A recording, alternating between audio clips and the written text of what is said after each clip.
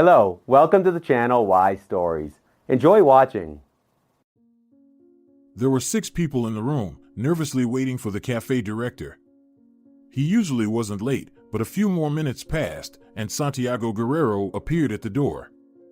He greeted his subordinates curtly. "I believe you all remember that the cafe owner visits twice a year to check how things are going," he began coldly. "So, I want to warn you not to engage in unnecessary conversations. In fact, I would ask you to remain silent. I will talk to him myself. Do I make myself clear?" He looked attentively at the employees. Everyone stood, lowering their eyes. No one particularly wanted to talk to the boss. "All right," he said satisfactorily. "If anyone still can't understand what I just said, be assured that they won't be working here anymore. I'll take care of that." The director concluded his preventive conversation with his subordinates, and a man in a police uniform entered the cafe. "All right, everyone, get to work," the director ordered. "Today, you'll stay and tidy up the cafe.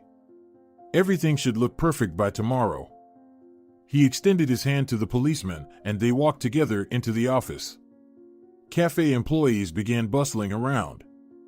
One group of people was preparing food in the kitchen and serving customers, while another was cleaning floors, washing windows, and scrubbing pots. The day was very challenging, not only because everything needed to be cleaned before the cafe owner arrived, but also because the director worked on site all day. Santiago Guerrero was a difficult man, one might even say extremely difficult. He didn't know how to talk to people. No, he didn't scold or insult his subordinates, he literally didn't talk to them. The boss would say a few words and leave, and no one ever guessed what was on his mind. Therefore, he could easily fire someone without warning, saying that the person shouldn't have come back. It was always shocking. He never gave any explanations or listened to the person. The director simply fired the employee and left. His employees were a little afraid of him, as they sensed cruelty and inhumanity in him. The only reason many wanted to work in the cafe was the salary. The restaurant owner paid regularly and never missed deadlines. Everyone worked officially and received bonuses a few times a year, so despite the director's unpredictable nature, no one objected. Many wanted to join the cafe because they had loans to pay off, and the official salary allowed them to solve these problems. The cafe was located in a provincial town, standing on a federal highway. For this reason, there was always a crowd here, as locals, truck drivers, and tourists liked this place. The guys also cooked quite well, and no one ever complained about the quality of the food. One of the waiters had been working there for 5 years. Miguel had survived the dismissal of almost 3 full staff rotations, but he never contradicted the director and never said anything to him. The newest employee was the dishwasher, Laura. She was hired 4 months ago. By 8 o'clock, everything was finished. The cafe sparkled. Santiago inspected everything closely and said nothing. It was hard to tell whether he was pleased or not, but half an hour later, he left. Everyone hurried to gather their things and head home. By 7 the next morning, everyone was back at work, another thorough cleaning was done, tablecloths were adjusted, and fresh flowers were arranged. Laura swept the surrounding area all the way to the road. Around 9, some unfamiliar people started approaching. Laura worked in the kitchen, and at first, she didn't pay much attention to it. But when she entered the hall, she noticed 10 people waiting there. They were all well-dressed, and women had stylish hairstyles. Maybe these are some acquaintances of the restaurant owner or his guests, Laura thought. Who knows what these rich people had in mind? But her surprise had no limits when soon more unfamiliar people joined. "Lino, who are these people?" The dishwasher couldn't resist and whispered to the chef. "Laura, wait, you'll see for yourself in a moment," he mysteriously winked at her. By 10, the boss had arrived. He looked like a Hollywood actor. His light jacket complemented his sun-kissed skin, and his pearly white teeth emphasized his brown eyes. Santiago Guerrero called all the employees into the hall. "I remind you all once again that everyone must remain silent," the man said sternly, and authority was evident in his voice. I will be the only one speaking. Laura looked around. She was surrounded by unfamiliar people, and she curiously examined each one of them.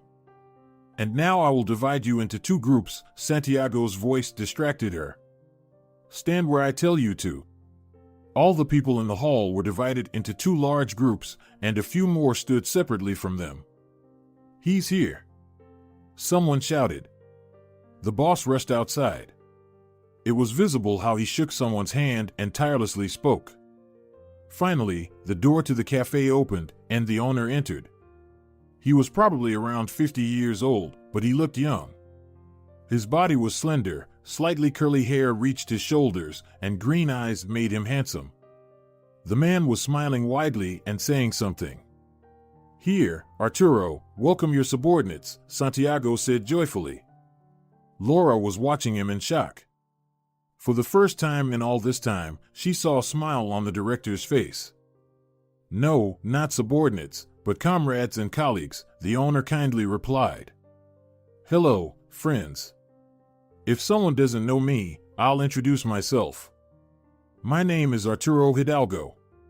Many years ago, I bought this cafe to gain new experiences in my life and help create jobs for local people. I apologize, but unfortunately, I can't be here often because I have another job. So, if you have any questions or requests, please let me know. I'll gladly listen and help. The man lovingly looked at their faces, but as soon as he offered to talk, everyone quickly lowered their heads. What can they say except the word thank you? The director asked him. You've done so much for us. We all love you and are satisfied with everything. He circled around Arturo like a snake, not allowing him to say a word. Look, he pointed with his hand. Here's our first shift. Head chef, cook, kitchen assistant, dishwasher, cleaner, and courier. And here are two waiters and the hall administrator. The same number of people work on the second shift. And here are our accountant, lawyer, and chief manager. In total, as you know, including me, there are 22 people. This is our full staff. I am very grateful to all of you, the cafe owner addressed his people. Thank you all for your work, you are all great. I think we can celebrate our meeting. Santiago, please issue a bonus to everyone this month. The cafe owner didn't stay long. In half an hour, he thanked everyone again and left. What was that? Laura looked at the chef in shock. Why have I never seen these people in our cafe? I don't understand anything at all. What is there to understand, Laura? Lino sighed. All these are dead souls. In reality, only 6 people work in the cafe.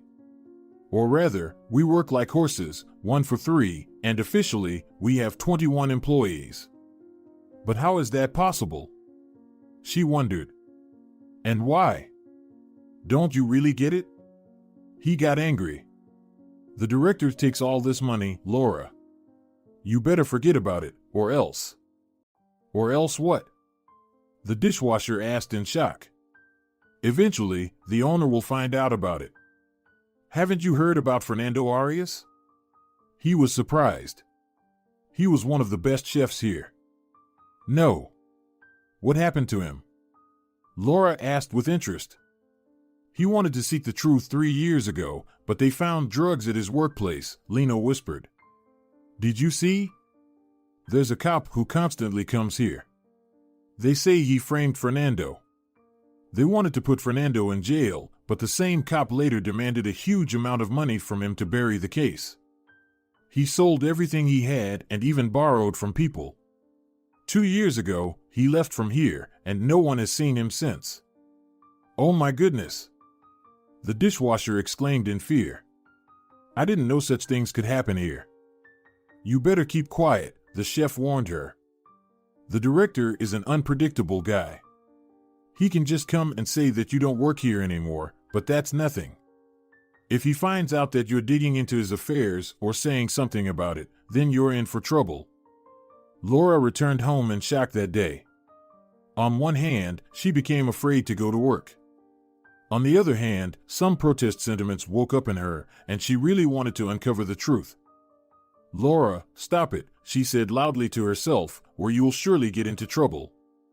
Laura had only moved to the city a year ago. Of course, in their village, there were such things. The administrator stole quite well, but it didn't look so sinister. He simply wrote off money for something and then put it in his pocket. But here, Santiago received a monthly salary for 15 phantom employees, and that was too much. Laura was 50, and she didn't want to leave her native village. After the birth of her son many years ago, her husband left. In reality, the woman was glad because he was a drunkard, and she couldn't stand him anymore. So, as soon as her Enrique disappeared behind the fence, she jumped for joy. She didn't take alimony from him and didn't want to. Enrique left her and the children a house, and Laura had a conscience. The father didn't want to communicate with the children either. So she raised her daughter and son herself. Susanna turned out to have a very difficult character, so when she turned 18, she left home and disappeared. One day, the girl called her mother and said, "I won't come back to you. I don't need you or your village, so forget about me." Laura mourned for a while, constantly thinking that she had done something wrong. But then, when her son Job grew up, she calmed down. The son was crazy about his mother. The woman let go of her daughter and let her live her life, while she and Job remained friends. "Mom, leave the village," her son once said to her. "I won't go back there. Do you know how much work I have? I won't be able to drive on those impassable roads. And who will cultivate your 30 acres, and why?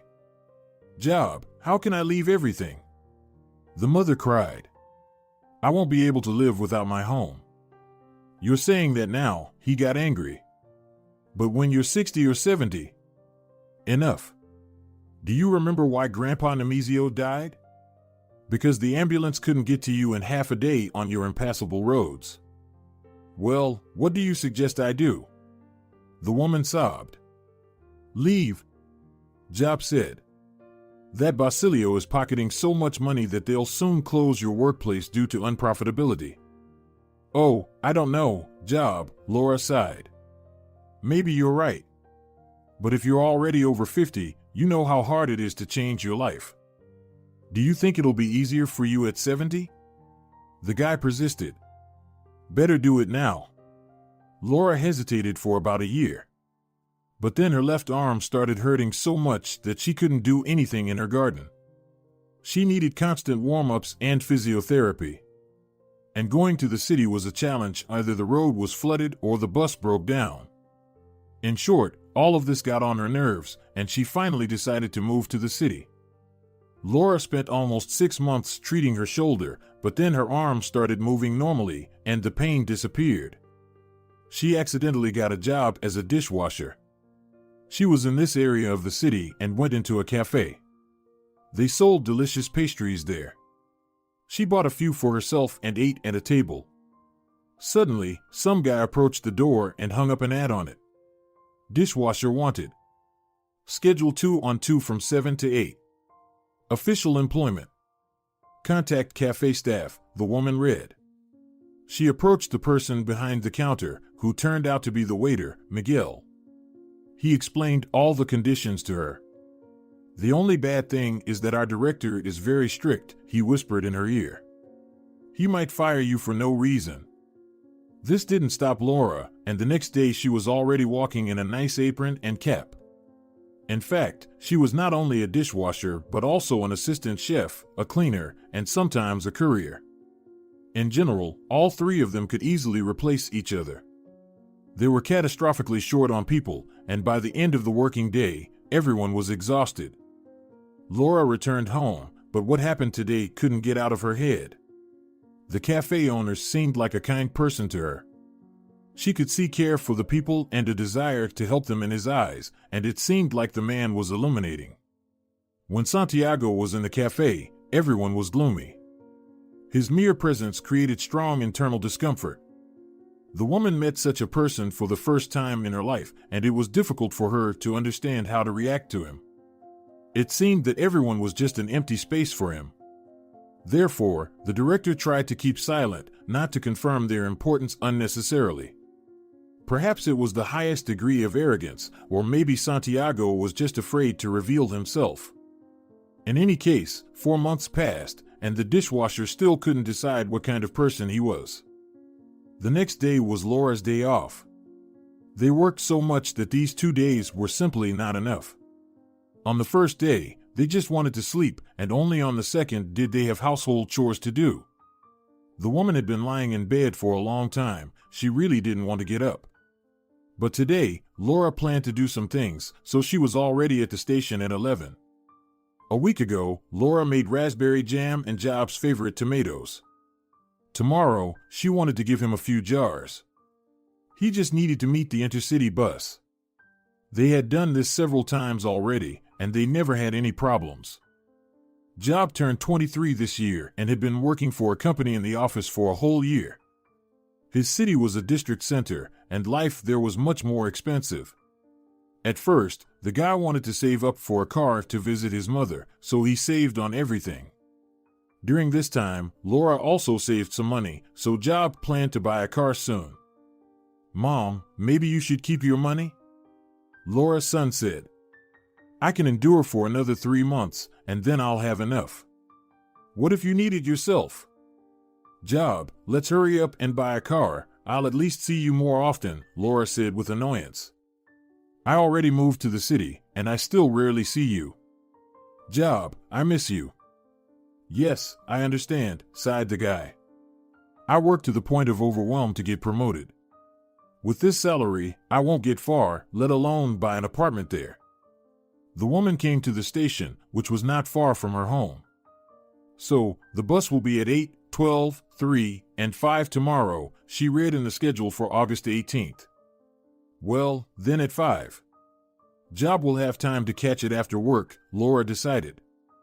She didn't want to go home, so she headed towards the city park. It can be said that, on the one hand, Laura had already gotten used to the city, and she didn't feel drawn to the village. But sometimes her heart ached so much that she just wanted to scream. The atmosphere of the city, with numerous people, sometimes pressed so much that there was simply nothing to breathe. The woman wanted open space, but she was surrounded by houses everywhere. Of course, there was also a private sector, but Laura thought that she was already tired of her garden, so she decided to buy an apartment. But now she doubted her choice. "If only I went out to the garden or orchard now with my cat or dog," the woman thought, "I would leisurely dig. What bliss! And here I sit in this apartment." Laura was angry. "How I missed flowers. I don't have enough of those on my balcony." "What's there?" "A box with petunias and purslane. And I want roses, narcissus, and tulips." She didn't notice how she reached the park. Once, this place was beautiful. Blue spruces, tall pines, and large flower beds. But now no one took care of them. Therefore, here and there, beheaded conifers flashed, which the locals sawed for the new year. The flower beds were in a deplorable state. Nothing had grown in them for a long time. Only some parts of the benches were visible. Visitors put something under them and sat on the remaining curbs. In short, it was a provincial town. The woman noticed, somewhere in the distance, one normal bench with 2 crossbars. She was tired and sat down on it. Tall trees created shade, and it was cool to breathe. Here and there, people were strolling slowly. Laura was watching passers-by. She particularly liked one elderly couple holding hands. "I would like to take my beloved man by the hand and go somewhere with him like that," she thought sadly. "But where can I find him? So I will live my life alone." When Laura moved to the city, deep down she had hoped that she could meet someone in the city. But a year had passed, and she realized that it wasn't that easy. Good men were already taken long ago, and she could find a man to just have fun with in the village. The woman dreamed of something else. She wanted more than just romance. She wanted to find a lover and a friend in one person, but, as she understood, it was extremely rare to meet such a person. The phone rang. "Job, hi!" his mother exclaimed. So, will you meet me at the bus station tomorrow? It will be at 6:30. Hi, Mom. He sounded joyfully. Sure. How are you doing overall? Are you at work today? No, thank God, I have a day off, she replied. I'm walking in the park, sitting here, and missing my own garden. Mom, Job got annoyed. Why do you need it? Isn't your balcony enough for you? Job, what can I plant there? Laura said disappointedly. I want my own house, she finally said. Mom, let's think about it, but not now. Let's get through the next winter, and then we'll see, her son replied discontentedly. It would be nice, the mother rejoiced, I could make it by the new season. Okay, we'll do it, don't worry, Job said joyfully. All right, Mom, I have to run. Laura closed her eyes contentedly. She saw a field. She was happily digging potatoes, drying apples, peeling beans, and planting roses. Maybe I can even get a cow? Laura dreamed and stopped herself. I've gone crazy. What for, Laura? Stop it, she laughed. The woman sat a little longer and headed home. On the way, she was walking through the shops and bought some food. She really wanted coffee, so she went to the cafe near her home and bought herself a nut roll. The rest of her weekend was spent doing household chores. She handed over jars of preserves to her son and devoted the rest of the evening to watching TV. Lately, Laura has had a growing desire to read more. Her father in the village had a large library. Therefore, she loved books from childhood, but she got so tired at work that she just wanted to rest. Laura glanced at the book lying on the table, To Kill a Mockingbird. She picked it up but immediately put it down. Don't feel like reading today. I'd rather watch TV, she told herself. In fact, over the weekends, the dishwasher completely forgot about what happened at work. In her next shift, she entered as usual, in good spirits. The tourist season was coming to an end, and there were a little fewer people. October was about to come. The workers sighed with relief. But the news that the director told them yesterday especially pleased them. I won't be here for 2 weeks, he said without much interest. We work as usual, in full mode. Lino, you stay in charge of your shift, Rodrigo will be for the other. He didn't say anything else, turned around, and drove away in his car. By the way, Santiago recently changed it. Everyone understood perfectly well where he got the money from. Hooray! Lino exclaimed joyfully the next day. I was starting to be afraid to breathe. Sometimes he comes, looks at me, and I'm thinking, what does he want? Either he wants to fire me or say something. Everything is strange in general, Laura sighed. Is this how they treat subordinates? We're afraid to even say a word to him. Exactly, Miguel chimed in. I've been working for him for so many years, but I still don't understand what's on his mind. If it weren't for my sick mother, I would have left him already. I have to pay for expensive medicines. The restaurant owner seemed like a kind person to me, the dishwasher said, and he talked to us with respect and warmth. Laura, if he lived somewhere nearby, that would be different, the chef replied. But he comes here twice a year, and even then, our director scares us so much that we can't even say a word. The guys had 2 weeks of pure relaxation. On one hand, it was unusual, it constantly felt like the boss was standing behind them. On the other hand, the tension dropped, and they relaxed. Work brought pleasure. I can sleep at night now, Lino said once. But with him, you spend the whole night thinking about what he'll throw at you the next day. I remember when he fired Alex and Lorenza for no reason at all.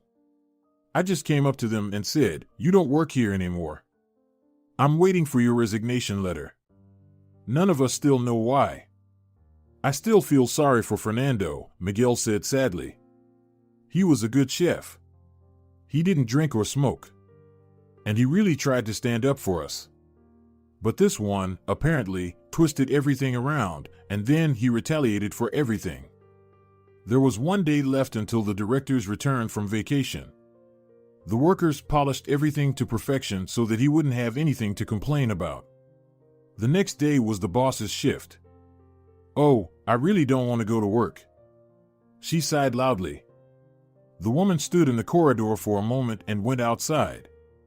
She slowly walked to the bus stop.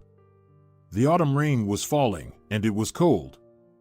By 10 to 7, Laura was already at work.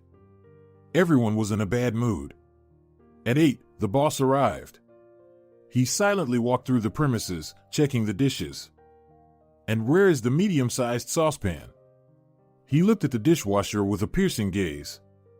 He apparently wanted to say something else, but stopped. The director took out the dishes from the cupboard and found it. The man looked at Laura again. She stopped breathing out of fear. "What did he need from you?"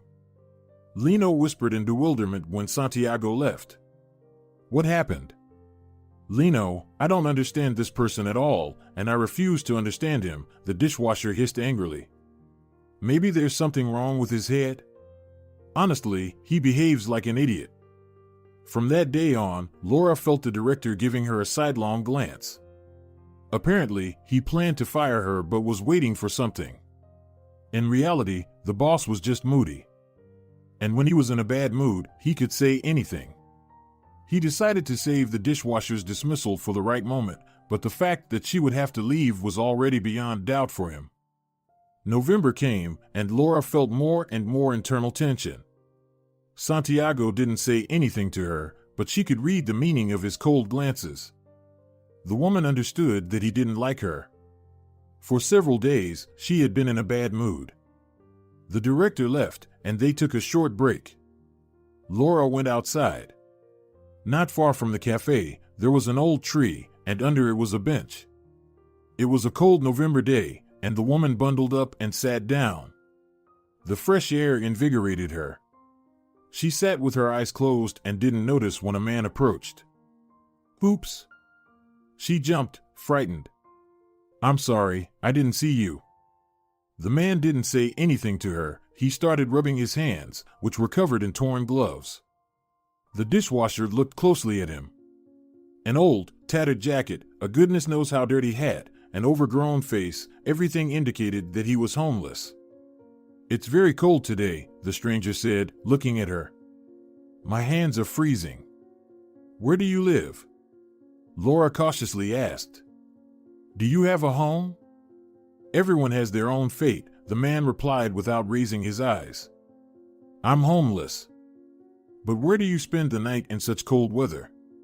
The woman asked in shock. "Winter is coming soon." "Wherever I can," he replied shortly. "If God is willing, I'll survive this winter too." "Wait a moment," Laura sprang up. "I'll be back soon. Just don't leave."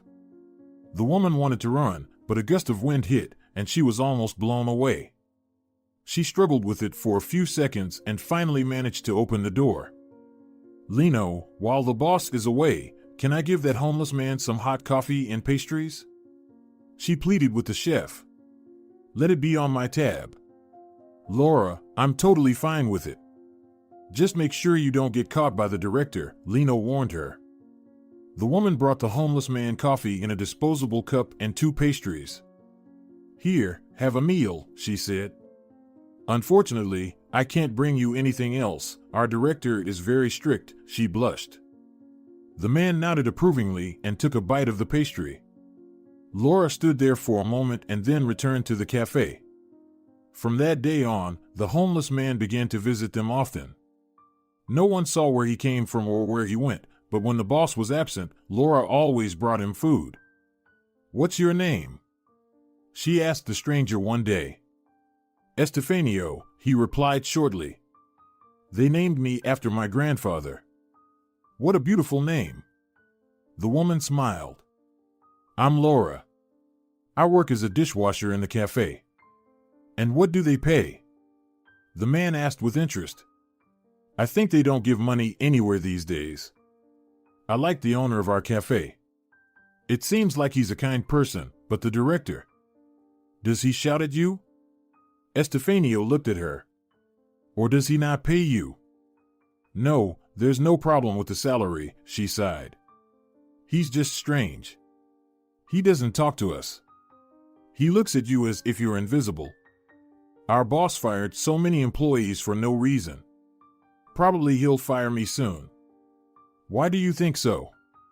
Estefanio was surprised. Did he tell you that? That's the problem, Laura said with annoyance. He doesn't say anything. He just comes up and announces that a person is fired without any explanations. How is that possible? Estefanio exclaimed. You need a special reason for such a thing. But here, it happens without any reasons, the dishwasher said wearily. Okay, excuse me, but I have to go. The boss should be here soon. The woman quickly got up and left. It was getting colder and colder, and she worried about her new acquaintance. The next day, Laura brought 2 old blankets and a pillow to work. At lunch, she gave them to Estefanio. Oh, Laura, thank you so much. The man exclaimed. I won't freeze this winter, for sure. Estefanio, she said cautiously, what happened to you? Why did you end up on the street? Nothing new, he sighed. My wife took everything from me, she got a lover. But why didn't you find another job? The woman said in shock. It's clear that you're an intelligent person. I can't do it now, there's a very good reason for that, he replied. I'm sorry, but I can't talk about it yet. Well, okay, let it be, the woman said. In any case, I really hope everything will be okay with you. A few days later, a very unpleasant incident occurred. The director was in the cafe when the door opened and Estefanio entered. He wanted to warm up a bit. He was standing in the corner by the door for a few minutes when Santiago noticed him. Who are you? He exclaimed in surprise. What do you want here? Can I just stand here for about 5 minutes? The man asked. I'm freezing, it's very cold outside. Get out of here. The director yelled at the top of his lungs. I'll teach you a lesson, you freak. Everyone was bewildered. It was the first time they heard their boss yelling and swearing. He ran to the utility room, grabbed a mop, and started hitting Estefanio with all his might. Santiago, what are you doing? The others tried to calm him down. He didn't do anything. The homeless man wiped the blood from his face and slowly walked out onto the street. Laura covered her face with her hands and began crying. Everyone back to your places. The director shouted. Or it will be the same for each of you. The chef, Miguel, and Laura went to the kitchen. The director fiddled in his office for a few more minutes, then left. Hearing the car leave, everyone rushed to the hall. What was that? Lino asked in shock. He behaves like a sadist. If they hadn't calmed him down, he would have killed that homeless man. Monster! Laura screamed and ran out into the street. She wanted to help Estefanio, but he was nowhere to be found. The director didn't show up at work for almost 2 weeks. Well, he did come for a few minutes, took some documents, and left again. He stopped even greeting his employees. Estefanio disappeared after that. Laura worried about him, and for the first few days, she even cried, but she didn't know how to help him. She was afraid to take a stranger into her home. She decided to offer him some money. She felt that Estefanio was a good person, life just hadn't been kind to him. It was early December, and the snow covered everything. Santiago seemed to have calmed down a bit and started talking to the chef, but he ignored everyone else. On this day, he left for some business, and Laura was dealing with the hall when she thought she saw someone sitting on a bench. She quickly put on her coat and ran outside. Estefanio, you're back. The woman exclaimed. I was so worried about you. How are you doing? Hello, Laura. The man said joyfully. I'm glad to see you too. I'm okay. Please, take this, she said, placing something in Estefanio's hand. And there's some food in the bag. I'm sorry, I can't stay long. The man thanked her. When she left, he opened his hand and found money inside. Estefanio smiled contentedly. Laura was happy that Estefanio started coming back, but now he visited less frequently than before. She didn't understand how, but she always felt when he would come. Every time Laura peeked out of the window, he was already waiting for her. On that very cold day, with snow falling since morning, Laura saw Estefanio on the bench. The director wasn't at work. He told Lino that he would only come the next day. Laura opened the back door and ushered Estefanio in. "Here, let's warm up a bit," she said joyfully. "I'll bring you some hot coffee and something to eat." "Thank you, Laura," he said. "But you're taking a risk. What if the owner comes?" "Thank goodness, he's not the owner," she replied. "And besides, Estefanio, I've managed to save some money. We'll rent you a place to stay." The man looked at her attentively. His expression initially showed confusion, but then his eyes lit up. "Laura, thank you. You don't need to do this," he finally said. "I can manage on my own." He had finished eating, and they were talking when the director unexpectedly walked into the kitchen. "What's going on here?" he yelled in anger. "Who let you be here?" He grabbed a ladle and struck the homeless man with all his might. Estefanio removed his hands from the table, and the director missed. "How I hate beggars!" Santiago shouted angrily, grabbing a kitchen knife. Lino rushed into the kitchen and couldn't move. Laura was also standing frozen. No one couldn't even move. Laura herself didn't understand how she grabbed something that happened to be under her hand and threw it with all her strength at the director. The knife fell from his hands, and an old frying pan clattered on the floor. Santiago clutched his injured hand and screamed in pain. Laura quickly led Estefanio out. "Get out of here!" The boss's threatening voice echoed. "I won't forgive you for this." The woman grabbed her things and ran out onto the street. She looked around for Estefanio, but he had disappeared somewhere. Laura somehow made it home. Her entire body was shaking. The woman burst into tears and fell onto the bed. For the night, she took a sedative to try to get some sleep. Late in the evening, Lino called. "Laura, how are you?" he said anxiously. "I'm in complete shock. He nearly killed that man. I've had enough of this. I'll write a resignation letter tomorrow. He's a complete idiot. You saw it, right?" "Lino, I still can't come to terms with it," the woman cried. "Of course, there's some blame on my part too, but to hate someone just because he's homeless, Lino. I have no words. And besides, Estefanio didn't do anything to him, us, or anyone else." Laura was trembling so much that even the pills didn't help. She could only fall asleep towards morning, and even then, nightmares haunted her. In her dream, Santiago suddenly turned into some kind of monster that wanted to devour her. She ran away from him for a very long time, with no strength left. Finally, she fell and saw a large shadow looming over her, but suddenly everything cleared up. She rose from the ground, and Estefanio stood beside her. "Saint Estefanio the Savior," she whispered, and with these words, she woke up. "My God. It feels like it won't end like this," she whispered and shuddered. On that day, Laura was not in a condition to do anything. She slept almost the entire day. Around 7 in the evening, someone rang her doorbell. "Who is it?" she asked in fear. "What do you want?" "Open the door, please, it's the police," someone replied. "We need to ask you a few questions." The woman looked through the peephole. Indeed, there were people in police uniforms by the door. Laura opened the door and wanted to demand some documents from them, but in an instant, a policeman rushed into the hall, and she couldn't even keep up with it. "Here it is, look," he joyfully said, showing some ring. "Come in," commanded the policeman, whom Laura saw in the cafe with the director. "What is this?" she asked in surprise. "And where is your search warrant?"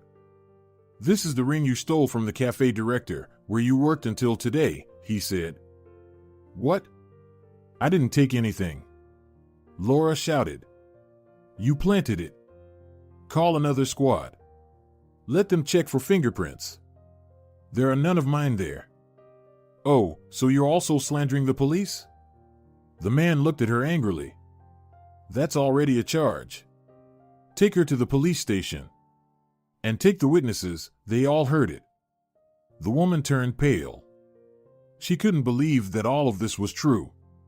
But when they put handcuffs on her, she realized. This just can't be. It's some mistake, she whispered. Laura was brought to the police station and placed in a cell, pending further investigation. With trembling hands, she took out her phone and called her son. Where? Job exclaimed in shock. I'm coming right now. A few hours later, Laura's son arrived at the police station. He had been speaking with the police for a very long time. At 3 a.m, they came to Laura's house. Mom, I understand everything, but if you saw that this man is scum, why did you continue working for him? Job was angry. He wants money. And a lot. Job, but they themselves planted this ring on me, the mother cried. So what do I do now? I don't know yet, he said wearily. I'll talk to my boss today. He has some connections, maybe he can help us. And you stay home for now, he said, looking sternly at his mother. Regarding the charge of slandering the police, I've sorted it out. I paid him some money, so they dropped it. At 5 a.m, Job called a taxi and went home. Laura collapsed on the bed from exhaustion. She lay unconscious almost until the evening. It was already 6 when she woke up. God! What happened to me tonight? She remembered. What will happen now? It was all arranged by the director. He promised to get back at me. So it happened. So, with this policeman, they're involved in some shady dealings together.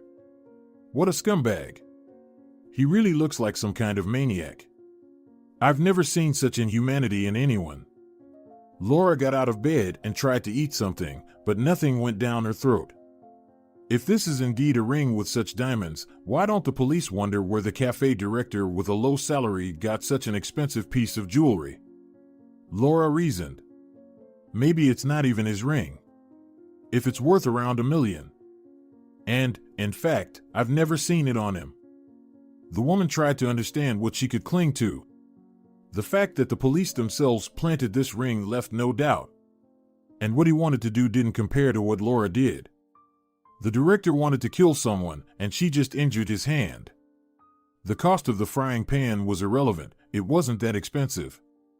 Laura really wanted to go out and take a walk, her head was spinning from all this. But she was afraid.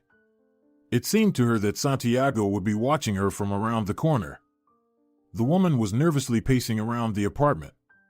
She went out onto the balcony, a freezing cold breeze hit her, but it made Laura feel better. Finally, she came back in and turned on the TV. Maybe I'll distract myself a little, she sighed and sat on the couch. But nothing interested her that day. She wanted to call her son, but he might be busy now, and after work, Job wanted to talk to his boss. He could help with a lawyer or at least advise on the best course of action in this situation. Then the phone rang. Laura Montero? The voice seemed familiar to her. We would like to talk to you. The man stepped out of the car and breathed in the air of Tenerife. Pleasure overcame him, and he closed his eyes, enjoying the moment. How wonderful it is here! The man exclaimed, heading towards the large house. He easily opened the gate and entered. A little girl, around 7 years old, appeared at the doorstep. Mom, Grandpa is here. She shouted and ran towards the man. He embraced the child and lifted her up.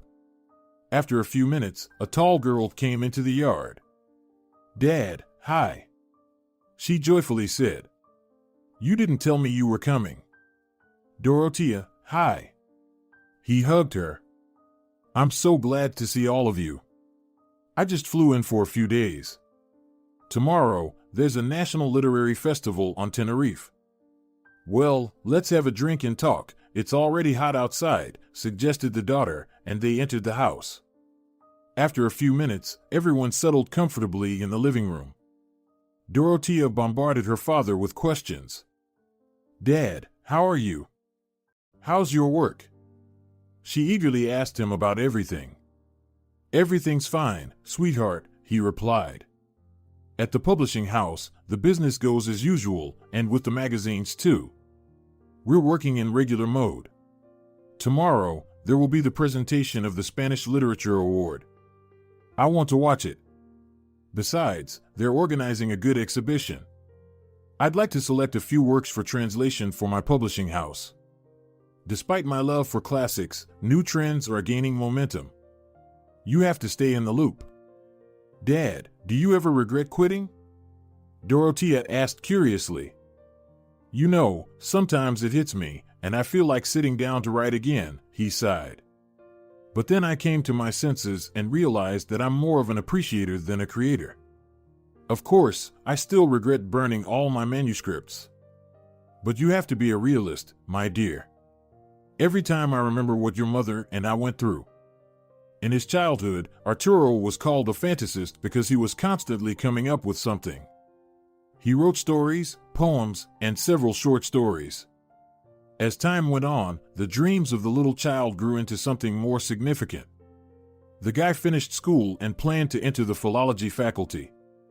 However, his parents were vehemently against it. The last year of school was an ongoing struggle between Arturo and his parents, a battle that Arturo won. He set his sights on the capital. Surprisingly, he was accepted, though his parents didn't have enough money to support him during his studies. Their small provincial town didn't provide them with sufficient opportunities to earn. In any case, the guy managed as best as he could. He washed dishes, worked as a night janitor, and even gave guided tours. In his free time, he wrote, and, as it seemed to him then, it went quite well. In his 4th year, he met his future wife, Viola. She came from an intellectual family, her parents were doctors. Their love story would have ended in nothing if Viola hadn't displayed her strong character. Naturally, Arturo's parents didn't accept him. Viola insisted on going her own way. Therefore, she was peacefully kicked out of the house. The next 3 years were the most challenging in their lives. Juggling studies and work was extremely difficult. Viola was then in her 3rd year, aspiring to become a medical engineer. The times were tough, and Arturo Hidalgo still couldn't understand how they survived. Their diet mainly consisted of pea soup, and that was constant. Viola turned out to be a strong woman. Arturo never heard any complaints, reproaches, or tantrums from her. Arturo dreamed of becoming a real writer. When he finished his novel, he brought his manuscripts to one of the professors. However, at that time, the student didn't understand people well. A month later, the man with glasses returned to work, shaking his head. "Sorry, Arturo, but this is not your cup of tea," he dryly stated. "Forget about writing." Out of anger that day, Arturo burned all his manuscripts and never wrote again. It was only many years later that he saw a book by that man and, after reading it, realized it was blatant plagiarism. The plot and details of the story were completely copied from his novel. The author essentially changed only the names.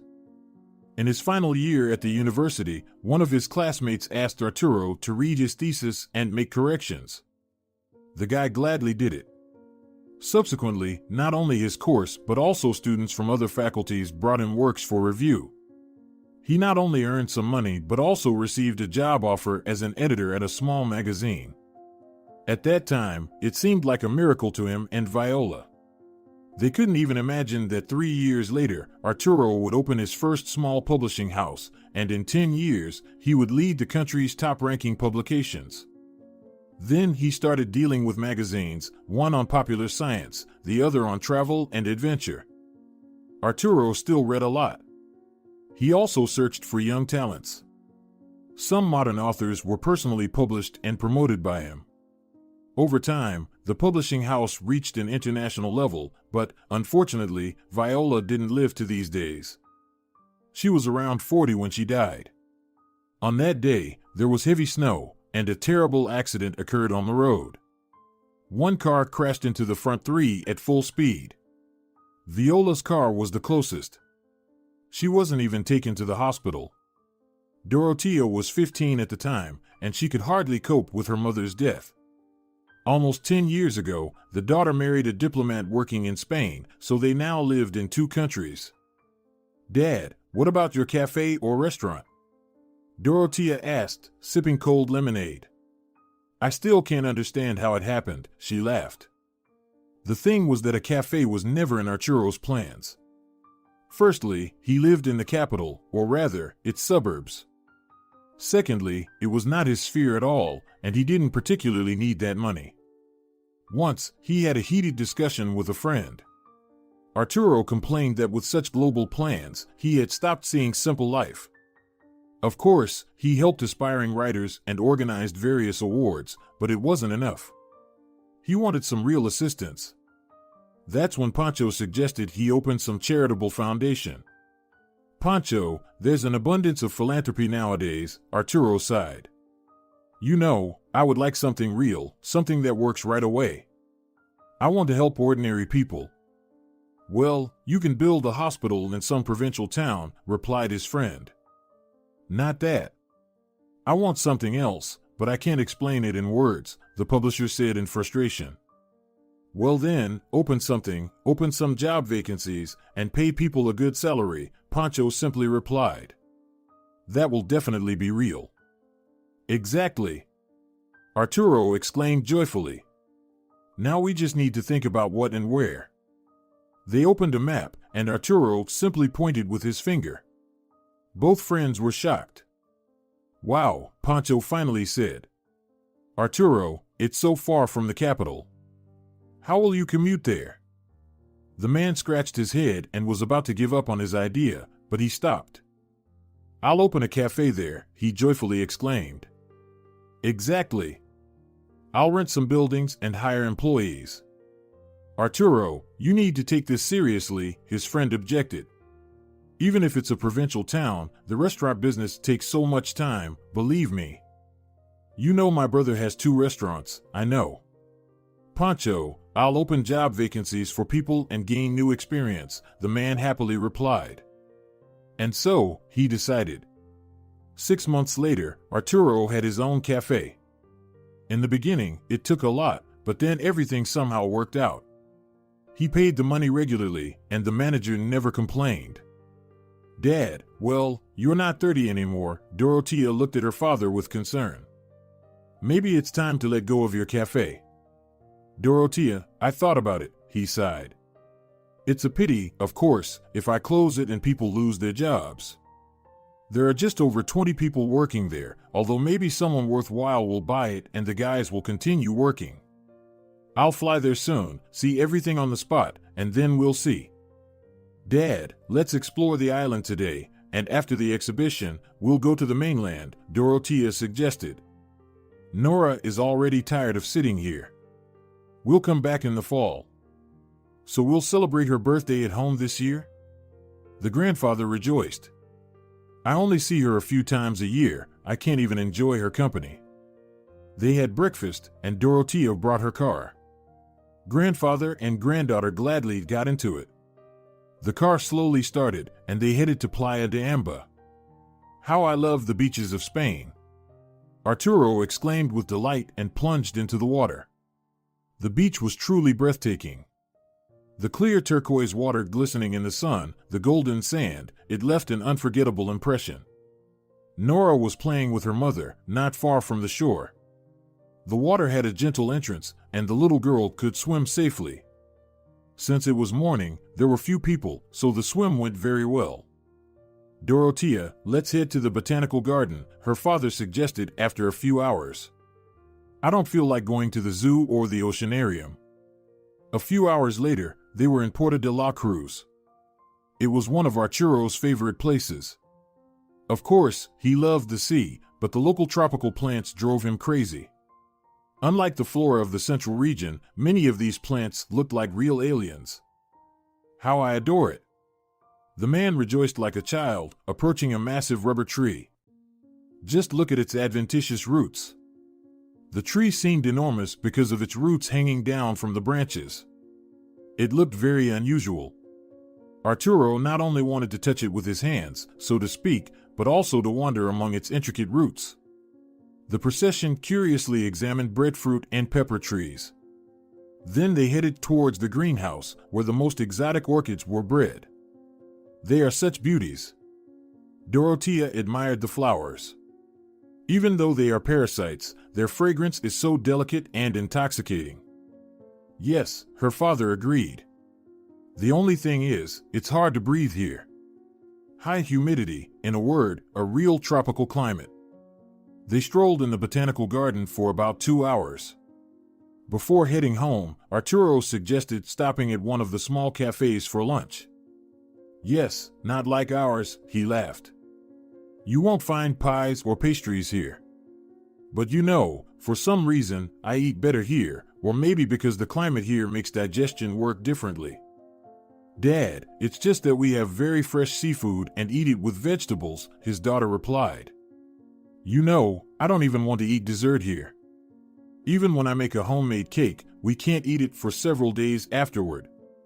The food here is so heavy, it doesn't sit well. You want something light, although, on the other hand, I can't say that everything here is dietetic.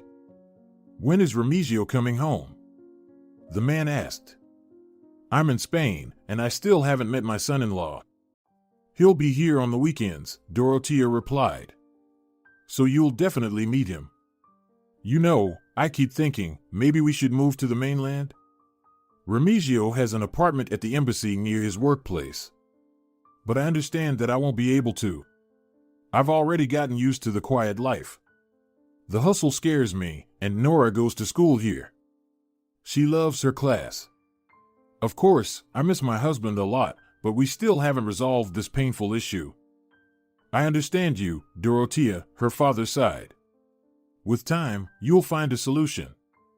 Dad, the daughter began cautiously, maybe you should finally start a family? Sweetheart, I'm not against it, the man replied. But where am I going to find a woman? That's a big problem. So many of them have courted me, but what's the use? They all just want one thing, money. And I need someone like your mother, a wife, and a loyal companion, someone who will be with me in both wealth and poverty. Dorothea, I want to be loved for who I am, not for my money. Well, you're right about that, Dad, she supported him. You know, maybe that's why I don't want to come back home. Here, I'm not particularly different from anyone else, I live like everyone else. But when you come home, people immediately swarm with unnecessary connections, establishing all sorts of ties. I don't want friendships based on money either. I've befriended 2 moms from Nora's class here, so we often have dinner together and go for walks with the kids. Despite the Spanish emotionalism, they don't ask me unnecessary questions. We even plan to take a short cruise around all the Canary Islands with them in September, so I'm not bored here at all. It was already around 8 in the evening, and Arturo enjoyed watching the sunset. How beautiful it is here, he said, inhaling the sea breeze. The Paradise Islands. The time difference was small, just 2 hours, so the man slept well that night. The next day, he woke up early. He needed to get to the capital of the island, Santa Cruz de Tenerife. Here, at one of the symbols of the island and an architectural landmark, the Auditorio de Tenerife, the literary award ceremony was taking place. Excitedly, Arturo approached the building. He almost didn't know Spanish, but he mastered English perfectly. There were always 1 or 2 people at such events who could help with translation if needed, so the man wasn't worried about it. In the lecture hall, many people had already gathered, emotionally discussing something. One publisher had briefly acquainted himself with the works that would be nominated today. But he knew that more detailed presentations would be given. 3 well-known authors and 2 newcomers were among the top 5. Arturo was particularly interested in the latter. He loved working with aspiring writers. They posed many problems, but from experience, he was aware that they always brought something new. Of course, most tried to imitate, but among the others were real diamonds. Those who weren't afraid to assert themselves created real masterpieces. By 11 o'clock, everyone had assembled, and the hosts opened the literary festival. The hall fell silent. 12 books in various genres were presented. The audience enjoyed listening to the brief summaries and interesting facts about the books and their authors. Arturo was fascinated by one book. Its title was something like Eyes That Saw 300 Years. It was a book by one of the debutantes. The narrative was told from the perspective of an old tree in a remote mountain village in Spain. The main character witnessed wars, the prosperity of the town, and the decline of one of the great dynasties. The book recounted the story of a family whose members were born in this village over the last 300 years. Intrigues, adventures, love, and revenge intertwined with local culture and traditions. At the end of the book, the tree is felled, and a new shoot appears in its place, symbolizing the beginning of a new story and the endless cycle of life. I have shivers down my spine, the publisher shuddered. We must definitely take this book. It has such energy that it simply takes your breath away. Unfortunately, this book did not become the winner, it took second place. The first place went to a well-known author who, in his new book, narrated events from 1936 that became known as the Red Terror. It wasn't purely a historical work. The novel told the story of two friends who, at that time, believed they were fighting for a better future for their country. However, as with any bloodshed, a moment of enlightenment arrived. One of the friends realized that nothing could be solved by killings and wanted to leave his group. But his friend couldn't understand this and considered his refusal a betrayal. The book ends with the radical-minded guy killing his friend. Arturo rejoiced like a child, he loved such events. Perhaps somewhere deep in his soul, he saw himself in the place of all these authors. Some of them nervously fiddled with their hands in anticipation, while others only came at the end to avoid experiencing strong nervous tension. After the festival closed, the publisher approached the winner and the second-place laureate, and through an interpreter, they discussed the terms of the contract for translating their books. "Dad, how did it go?" Dorothea rushed towards him when the man entered the house. "How did the award ceremony go?" "Sweetheart, I have enough inspiration for the next 6 months now," he embraced her. "You can't even imagine how interesting it all was. I got permission from the authors of 2 books. I am just amazed." "I'm so happy for you," Dorothea cheerfully exclaimed. "Dad, Remigio will arrive tonight." "Oh, my day is full of new things today." He laughed. "I will eagerly wait for him." "He will come at 8 for dinner," the girl added. "Will you come with us to the market? I want to get fresh seafood and goat meat." "Dorothea, forgive me, but I have so many impressions that I just need to rest a little." "Okay, I'll take Nora with me, so no one will bother you for a couple of hours." She kissed her father on the cheek and went with the girl to the local market. In the evening, Dorothea's husband arrived for a few days, and they all enjoyed themselves, swimming in the sea and exploring the island. "You know, Arturo, I understand that I've gotten used to it here, but I still miss the capital sometimes," Remigio sighed. "But I must give credit. Barcelona is an amazing city. I love it very much. It has everything: beauty, hustle and bustle, and beaches. But when I come back to Tenerife, I begin to understand Dorothea. There is such tranquility here, such peace, that the soul simply begins to breathe freely." "I understand," Remigio, the father-in-law, sighed. "Earlier, the outskirts saved me, but now the capital has grown so much that we, so to speak, are already living within the city limits, and with it came the hustle, dirt, and other disturbers of peace. Honestly, I also want to move somewhere. I don't know, maybe check out the South. My publishing house won't disappear anywhere, and the magazines will too. But constant noise has started to irritate me. Arturo, maybe you could stay in Spain with us," suggested the son-in-law. "The weather here is great all year, and the food is delicious." "Remigio, if I weren't alone but with a family, maybe," the man said sadly. "But I don't want to constantly bother you here either." On Sunday, they all went to Barcelona together. Arturo had been here before, but he adored Gaudi's architecture. His breathtaking basilica and magical park filled with light and inspiration. How could he create something like this without a single drawing? The man marveled at the building. Without a doubt, he was a genius. They had been wandering around Barcelona almost the entire day. Tonight, Arturo had to fly back. They were already waiting for him at the publishing house. There were some matters to resolve. "Dad, come more often," Dorothea tearfully said. "I will miss you so much." "Dorothea, you will fly to the capital in a couple of months, so, in a way, we'll see each other again very soon," he reassured his daughter. The man kissed his granddaughter and shook hands with his son-in-law. They bid farewell. His plane was at 8. 20 minutes remained until check-in, and he joined the boarding line. Arturo really didn't want to go back home. He would have liked to stay longer, but there were matters both at work and regarding the cafe. He didn't want to sell it, but he understood he had no strength left for it.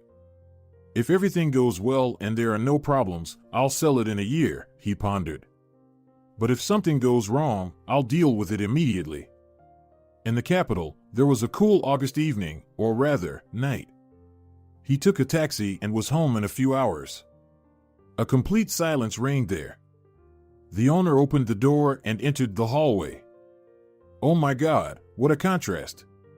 he exclaimed in shock. "Just a few hours ago, I had a family, and now I'm all alone again," he sighed. The man walked into the kitchen and made himself some coffee. He thought about what to do next. "I don't want to stay here in the capital," he said aloud. "But where should I go?" He finished his coffee and went to bed. Tomorrow, he needed to be at the publishing house. The next day, at 9 o'clock, the man was already in his office. The publisher shared his impressions with colleagues and distributed gifts. They enthusiastically discussed novelties and addressed current issues. Things were going well at the publishing house. The entire year's schedule was already planned, so they just stuck to the set plan. In the evening, Arturo arranged to meet his friend at his former restaurant. Friends loved to hang out there. "So, how was your trip?" Pancho asked with curiosity. "What's the weather like there now?" "You know, everything went wonderfully," his friend joyfully replied. "Pancho, it's so good there." Pancho Gonzalez owned a small factory producing tin products. They had been friends for many years and even studied together. Pancho completed an engineering degree, studied in the same class as Viola, but didn't pursue his field of study. Even in university, he tried his hand at entrepreneurship.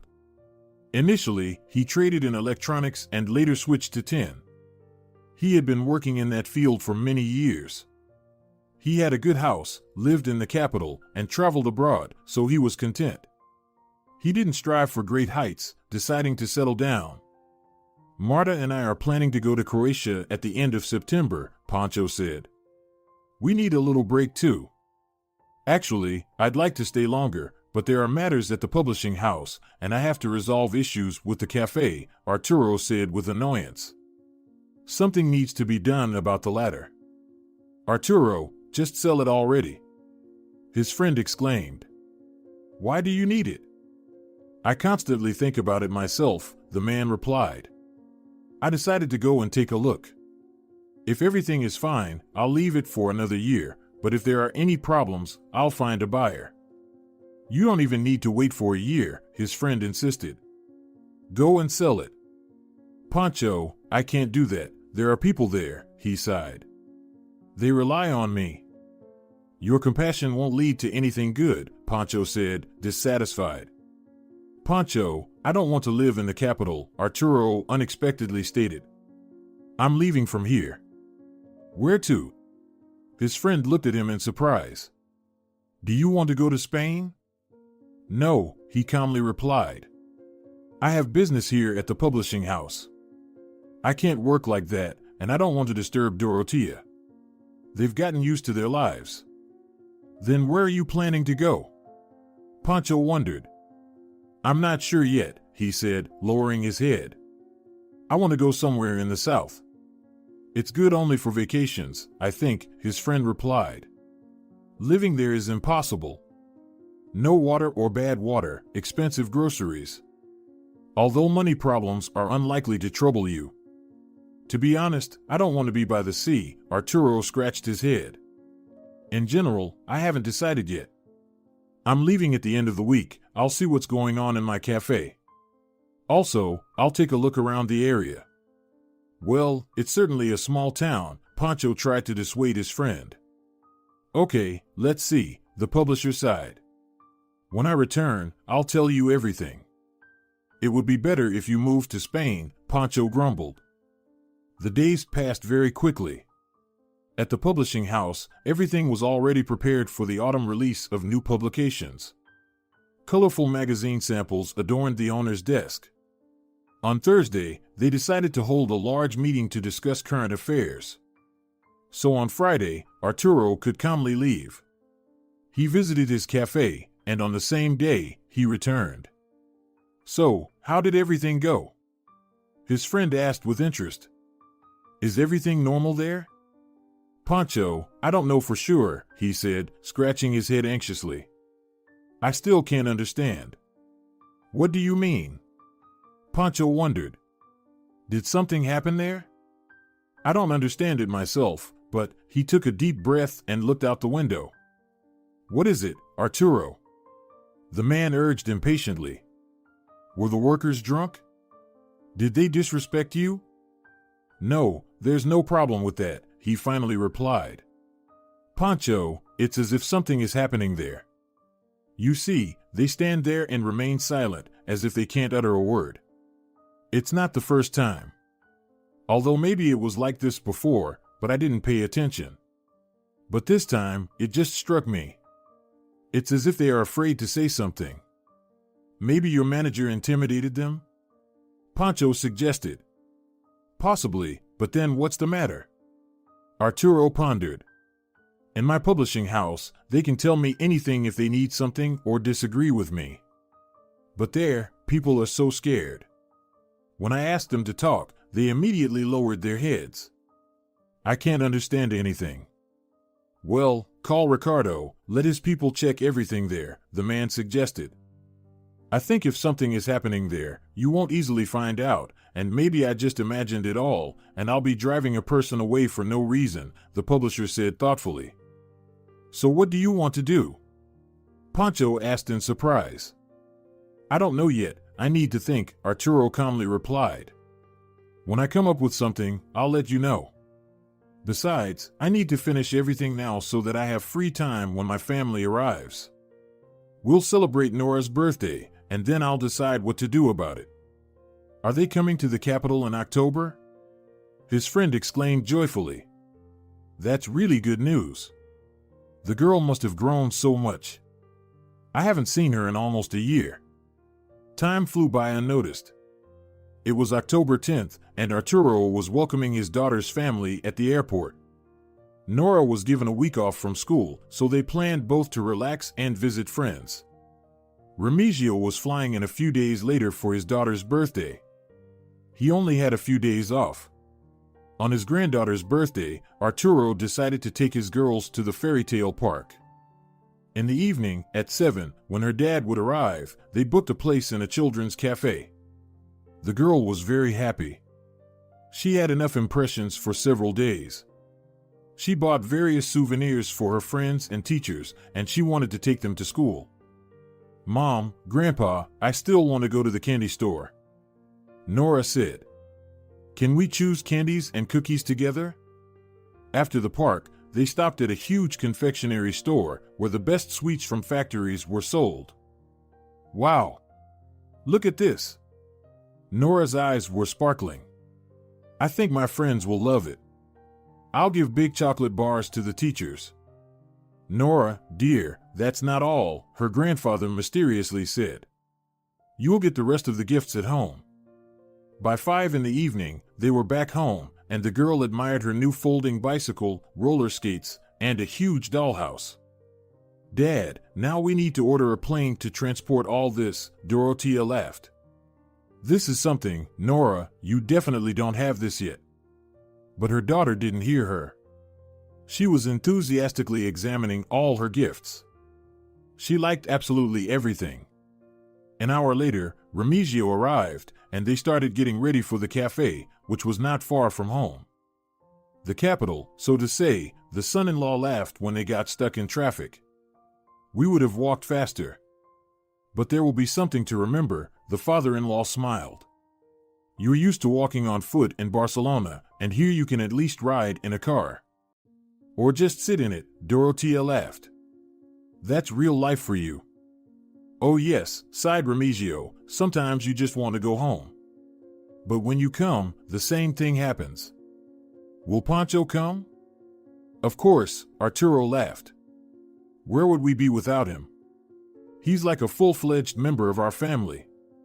Both he and Marta and his grandson Silvio will come. They'll finally get to know Nora. It never worked out before. Next to the cafe was Pancho's car. Everyone got out of it and greeted Dorotea's family. The evening went well. The children played together on the playground, and the adults talked. They discussed business, work, and just enjoyed chatting. The next day, Dorotea, her daughter, and Remigio went to visit his parents. He had to leave the day after, but Arturo's daughter stayed for a few more days. They all went to the zoo and the botanical garden and simply strolled around the city together. Dad, what have you decided about the cafe? His daughter asked one evening. Have you been there yet? Yes, back in mid-August, he replied. But I still haven't decided, Dorotea. Something there doesn't seem good to me. I'll go there again after you've left. I'll probably sell it. That's the right decision, his daughter supported. You have more than enough with your publishing house. Dorotea, I've decided to leave the capital, the father calmly said. I can't stay here anymore. Where to? She looked at him in shock. Abroad or here? Somewhere closer to the sea, he looked at her attentively. Maybe to some resort-style village or settlement near a big city. Dad, okay, Dorotea was delighted. If you can still do your work, so be it. The next day, Arturo's daughter and granddaughter flew away, and in the evening, his friend came over. So, have you decided? He asked with interest. Are you going to your cafe again? Yes, he answered shortly and added, Pancho, I've come up with something, but no one should know about it yet. I might need your help. If so, I'll call you then. He winked mysteriously, leaving his friend in complete bewilderment. Yes, it's me, Laura replied in a trembling voice. Who are you? My name is Arturo. I'm the owner of the cafe where you used to work, the same voice spoke. I would like to ask you about something. I'm sorry, but I don't work there anymore, she cried. I'm scared because of everything that happened. Please, don't be afraid, the man said calmly. Tell me what happened. Santiago fired me, she cried. I didn't do anything. The director fired you? He asked in amazement. For what? Did he tell you? I let one person in for 20 minutes to warm up, and he grabbed a knife and almost killed him, Laura said in horror. The director not only fired me for that, but he also retaliated against me. Yesterday, his buddy, a policeman, and his guys broke into my place and planted some ring. Now they've opened a criminal case against me and are demanding a lot of money. I didn't take anything. I don't need anything from him, she couldn't calm down. Laura, please calm down, the owner tried to stop the woman's tears. Listen to what I'm going to tell you. I know Estefanio. The woman stopped crying, and everyone fell silent. She was in shock and didn't know what to say. Do you know Estefanio? She uttered in amazement. Did you send him here? Yes, Arturo answered briefly. When I last visited, I felt that something was happening in my cafe. I decided to check what was going on and sent my man there. I'm sorry, he couldn't tell you anything. I understand, Laura barely squeezed out. There are indeed strange things happening in your cafe. We only have 6 people working, and those who were in the hall last time I've never seen before or after. How is it possible? The owner himself was now astonished. According to the documents, there were 22 people there, including the director. Now the owner was silent. He was simply amazed. The man tried to figure out what to do next. "Laura, I really need your help," he finally said. "If possible, please return to the cafe." "But how?" The woman turned pale. "Firstly, the director fired me. Secondly, he accused me of theft." "Don't worry, I'll handle all of this," the cafe owner said. "I'll talk to him. No one will find out. I can't manage without you." "Do I have to go there myself?" She wondered. "He'll just kill me." "No, I think he or someone else will call you in the next few days," Arturo replied. "Don't worry, Estefanio will go with you." "Okay, I'll try," she said through tears. "But now I'm afraid for Estefanio. After the director almost killed him, I don't want him to take risks." "Don't worry, I'll warn him. He'll be very cautious," said the owner, who said goodbye and hung up. "Wow!" Laura exclaimed in amazement. "And what does all this mean?" She spent the rest of the day contemplating what would happen next and who Estefanio was. "So, he's not homeless," the woman rejoiced. "He's a good man." It was around 3 when someone's phone rang in the cafe. The director rushed into his office. "Yes, Arturo, I'm listening," he said a little nervously. "Did something happen?" "Santiago, I want to warn you that after the new year, at the end of January, there will be a serious inspection of our cafe. I ask that all employees who were last in the hall be present at work, including cleaners and dishwashers. If anyone is left by that time, I ask you to arrange with them to occasionally show up at work." "Has anyone quit during this time?" The director couldn't utter a word. The dishwasher left of her own accord. The others seemed to be in place. "All right. Please ask her to come back," the restaurant owner calmly said. "We don't need to arouse any suspicions from the federal tax and police. If there's significant turnover, they'll start investigating everything in detail, and they might find something. I, of course, have no doubt that our documents are in order, but they can fray our nerves, God forbid. Also, make sure all the documents are in order. They might scrutinize everything thoroughly." "Okay," Santiago said with pale lips. "I'll take care of it." After the phone call, he nervously paced back and forth, and finally, the director dialed a number. "Valerio, cancel everything with the ring," he dryly said. "We're facing a serious inspection. The owner wants me to bring back the dishwasher." "How should I know?" He shouted angrily. "Just tear up all these documents as if it never happened. We'll be exposed because of her." Santiago was furious. He turned his office upside down. The director scattered documents around the room with malice, threw a chair, and overturned a sofa. Finally, he calmed down. Santiago quickly left and headed to the kitchen. Chef Lino looked at him in fear. "Call that idiot. Tell her to come back to work starting tomorrow," he coldly said. "Laura?" Lino asked in surprise. "Do you want her to work in the cafe again?" The director didn't answer. He quickly got dressed and left in his car. "Laura." The chef still couldn't come to his senses. "The director said you should come to work tomorrow." "Did he really say that?" The woman wondered. "I can't believe it." "I'm in shock too," Lino said. "Anyway, let's do it. I'll be expecting you tomorrow." Laura didn't believe it at first.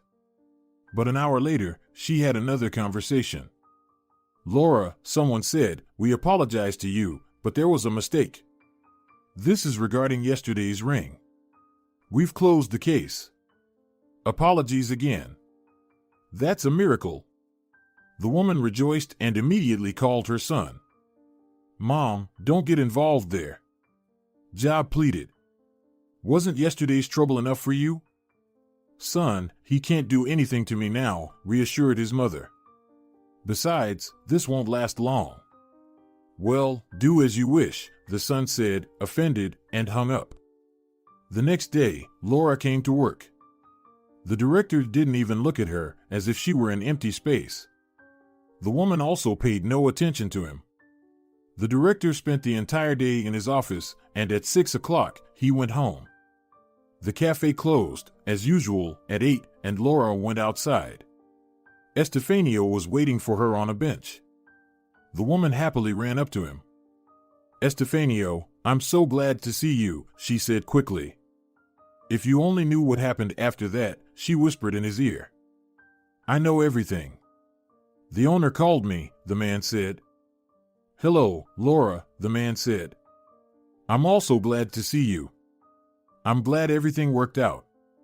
"Yes, but he threw some ring at me through a policeman. They wanted to put me in jail. Or rather, the director wanted me to pay him a lot of money for it." "Laura, let's get out of here," the man asked her. "We need to talk seriously." She took him by the arm, and they turned the corner. Finding a secluded place on the street was difficult because everything was covered in snow. They didn't want to run into people either. Finally, the woman saw some covered gazebos, and they went inside. "Laura, listen to me carefully," Estefanio said. "You and I are about to pull off a very dangerous job, so if you're scared, just tell me." "And what do we need to do?" she asked in fear. "Is it related to our director?" "Yes," he answered. "Tonight, we need to break into the cafe and steal very important documents." "But how?" the woman asked with curiosity. "I only have the key to the hall." "I have the key to his office," the man replied. "The owner gave it to me, but I can't handle it without you. You need to cover for me." "I agree," the woman unexpectedly answered herself. "Where will we be waiting?" "It's already dark. We can get into the cafe now," Estefanio said. "The alarm will go off, and we won't be able to disable it quickly. I think we'll have about 15 minutes, and then the cops will come. You need to watch when the police arrive so that we can escape. My car is behind the cafe. We need to be able to get into it."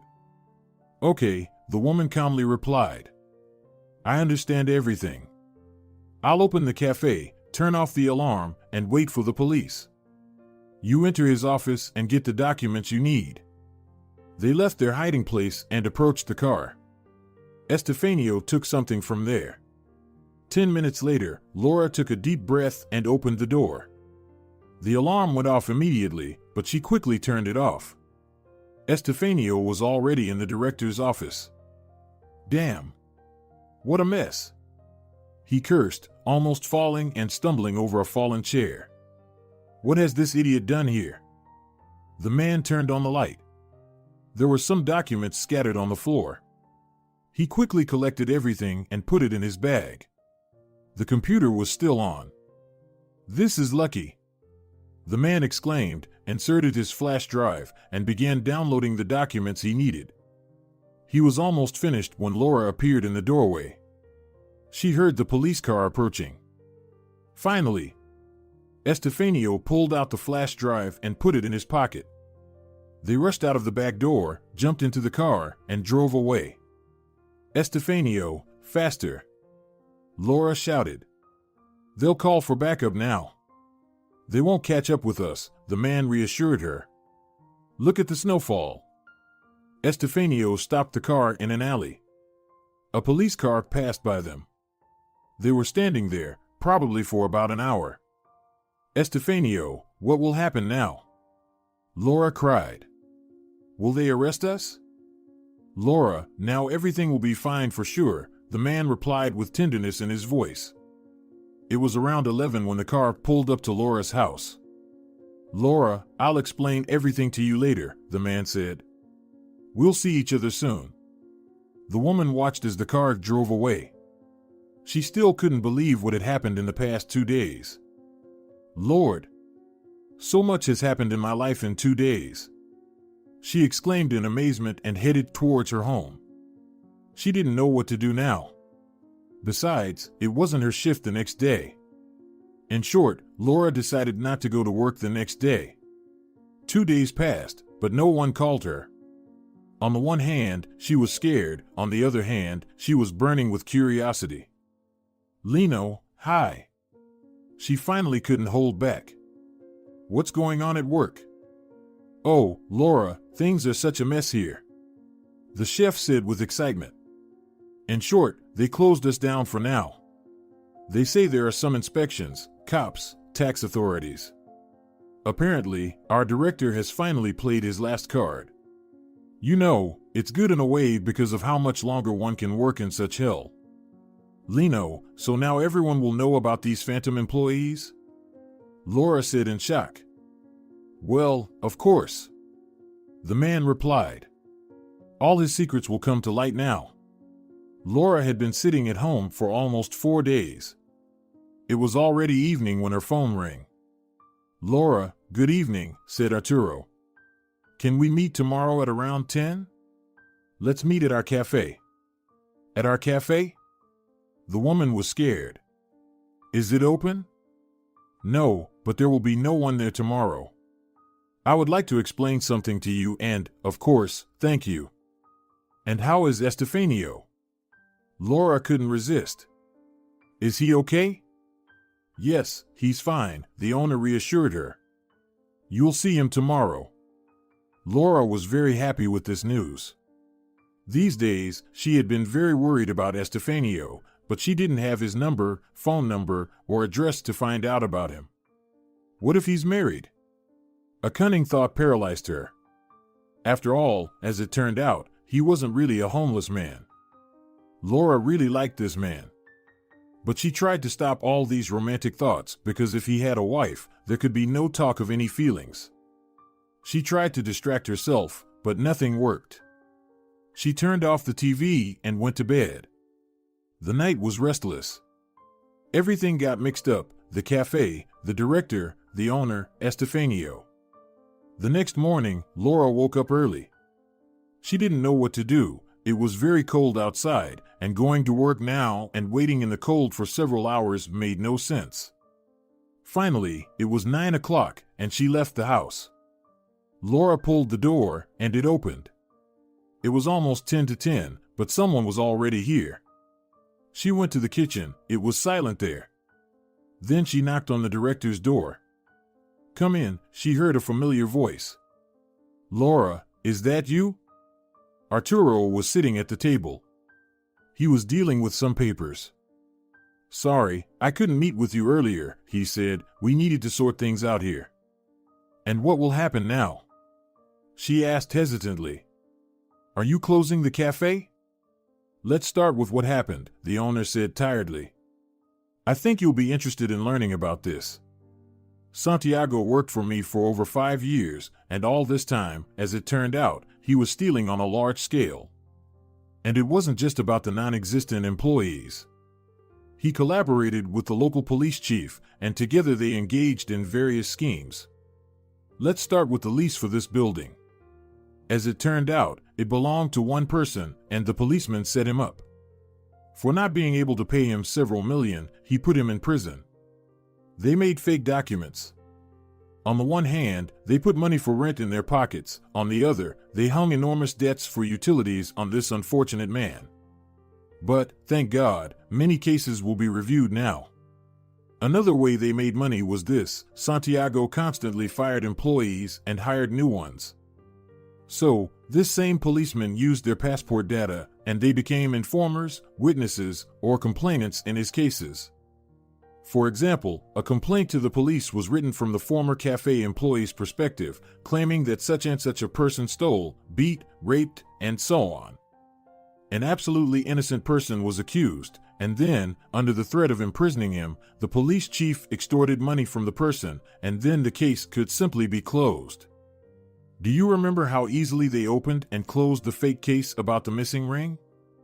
The woman was stunned. She didn't understand what to say.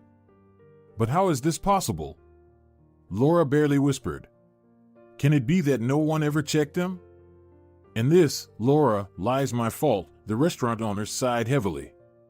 I should have taken care of this long ago, but, due to my naivety, I trust people too much. It's hard for me to imagine that someone could decide to do such a thing.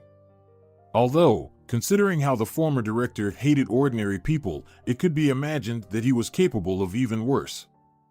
Yes, the woman replied, he almost killed Estefanio. By the way, where is he? You told me yesterday that he would come too. Laura, I must tell you the whole truth, Arturo was anxious. Unfortunately, Estefanio is not here. Something happened to him? She became worried. I've been worried about him all this time. Laura, he is no longer here because, the man looked at her, because Estefanio is me. I had to pretend to be that character. Forgive me. I couldn't tell you earlier. How can that be? Laura said in disbelief. Estefanio, She covered her face with her hands and ran out of the cafe. She was running and running, it hurt a lot. But at that moment, Laura didn't even understand why she felt this way. Finally, she calmed down a little. Estefanio was her hope, and maybe even her last love. And now it was time to erase him from her mind. The woman got tired and went home. She didn't feel the cold or the blizzard. As soon as she entered the house, her phone rang. Laura, I'm begging you, forgive me, Arturo said. I didn't want to cause you pain. You don't even understand what you've done, the woman cried. I loved him. But does that change anything? The man asked. If Estefanio is me, then what difference does it make to you, Laura? You love me. It was only now that the woman began to realize what Arturo meant. But it seemed to me that Estefanio loved me too, she resisted. And you were just playing to carry out your plans. Why would you think that? He said excitedly. Do you think love can be played? I don't understand anything anymore, Laura cried. Please, just leave me alone. Laura, I love you too, the man finally said. You loved me without anything and gave me your last money. Does it really matter that I'm wealthy, Laura? Believe me, I love you. Well, shall we join the others? Laura asked, getting into the car. A few hours later, they stopped on the federal highway near a small cafe. The man and the woman opened the door and sat at a table. Laura. Arturo. Hi. Miguel happily approached them. Are you visiting us or just passing through? I'll call the guys now. Lino and Fernando rushed out of the kitchen. They, happy, chatted incessantly. 3 years ago, after the incident, Arturo settled all matters and wanted to sell the cafe. But Lino suggested to the guys that they buy it in installments, and the former owner agreed. They gathered some of the old staff and hired new people. Fernando won his lawsuit, and the former police chief paid him the entire amount, plus damages. So, within a year, they paid off all the money for the cafe. Lino, come on, bring your pastries quickly. I've been dreaming about them the whole way, Laura laughed. You haven't tried our new mushroom pie yet, he winked mysteriously. Bring everything, Arturo supported his wife. Whatever we don't finish, we'll take with us, he laughed. So, how are things here? Everything is good for us, the chef replied. Things are going well. Both visitors and the guys are satisfied. And we decided to travel a bit, Arturo said. Since we moved to the sea, we stopped going anywhere. Laura, have you already gotten used to the new life? Miguel asked the woman. Oh, Miguel, sometimes I lie down and think, maybe we should get a cow. Laura laughed loudly. Arturo allowed me to do everything around the house, so I'm happy. Miguel, I'm sometimes afraid for our lawn, Arturo laughed. When I see her digging, well, I think that's it. She keeps complaining all the time that 2 acres for a garden are not enough for her. Give her free rein, and she would have dug everything up long ago. You're so happy. And we're really excited for you. Miguel smiled, looking at Laura and Arturo, admiring this wonderful couple. If you're enjoying it as well, leave a like and subscribe.